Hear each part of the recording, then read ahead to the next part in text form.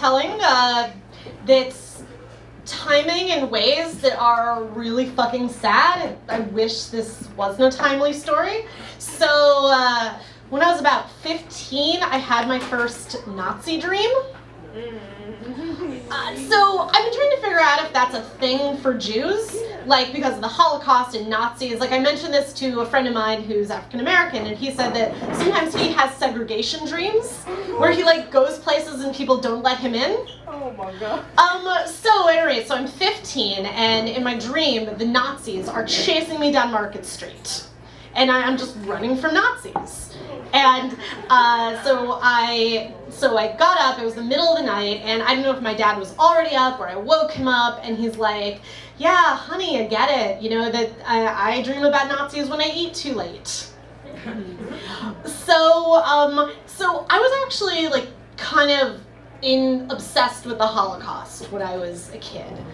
I mean, that sounds weird, I know, but I think it started because my first Hebrew school teacher was a Holocaust survivor. And as like one of the only Jewish kids in my public high school, that made me feel kind of badass, like, and it was like knowing about the Holocaust made me special. So like when we read this book, I don't know if you guys ever read the book in middle school, Number the Stars, about like the little like blonde Danish girl who hides her like Jewish best friend, and she has like a Jewish star that she, whatever. I got to share my Jewish star with and I got to be like the Jew who could, which is so fucked up. It's really fucking fucked up. But you know, when you're a kid, you kind of take anything you can get, right? And so, and the height of my obsession came around, I was in 8th grade, and the assistant principal was giving this presentation, slideshow of when he went on his Holocaust tour in Poland, where you go to all the concentration camps. And as he was talking about it, I started to get these like really intense, like triggered feelings. Like I got really emotional, and I didn't know where it was coming from. And but I held it in. Like I was a crier. So, you know, I didn't want to make a scene, another scene. So I held it in for a couple periods later. I was in the same class with the same teacher, and she called me to look up a paper. And I just kind of lost my shit. I started crying because I was a crier. But it was at the end of the period, and everyone else left, and she was one of my favorite teachers, so I went up to her desk, and she's like, what's going on? And so I said to her, I said, well, you know what, I think what it is when Mr. McLean was showing the pictures of at the concentration camps, I think I had a past life memory.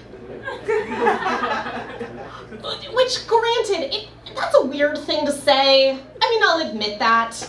But I was a weird kid. Like, this was not an out-of-character thing to say. And so I guess I expected some sort of understanding, but instead she said to me, no, you didn't. You were just mad that you didn't get the grade you wanted on your paper. And that just really fucked me up and threw me for a loop, because, I mean, not only was she one of my favorite teachers, and I expected just, if not support, because again, it's a fucking weird thing to say, but at least humoring or something. But then it also made me sort of question, it was the first time I started to question, like, how, you know, my feelings about the Holocaust or being Jewish, it wasn't something that was just for me. It was something that people were watching what I did, and so suddenly I couldn't cry about the Holocaust anymore. Like, I couldn't get emotional. And it was really weird because it had been my thing.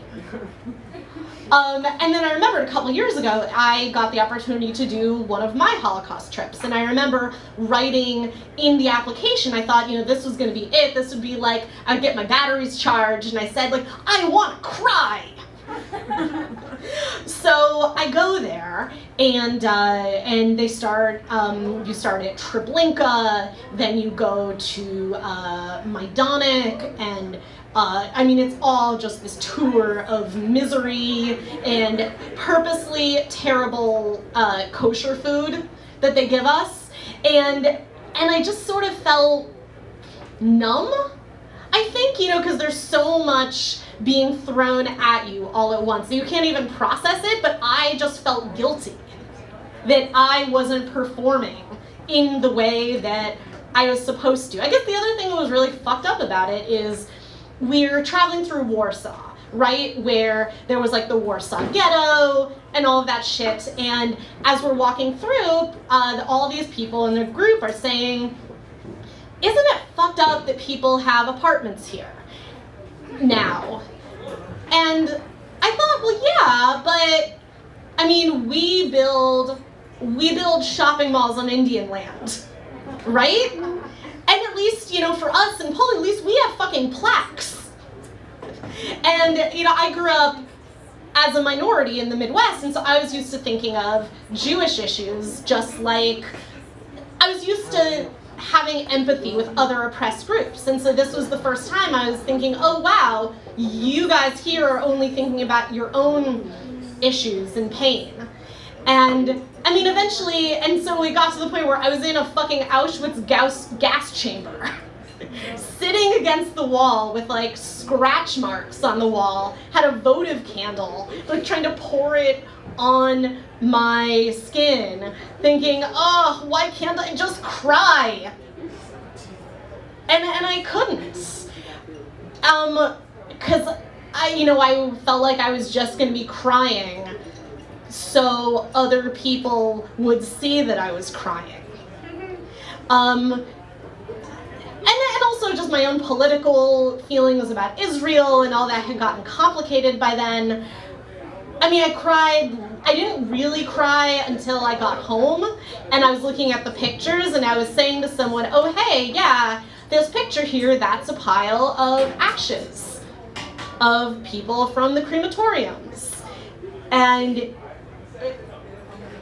when I was telling someone else about it, I started to cry, but that still didn't necessarily solve any of the issues I had. And I fucking hate that talking about Nazis is topical now. So, fucking Nazi bastards. That's all I've got for you. All right, thank you.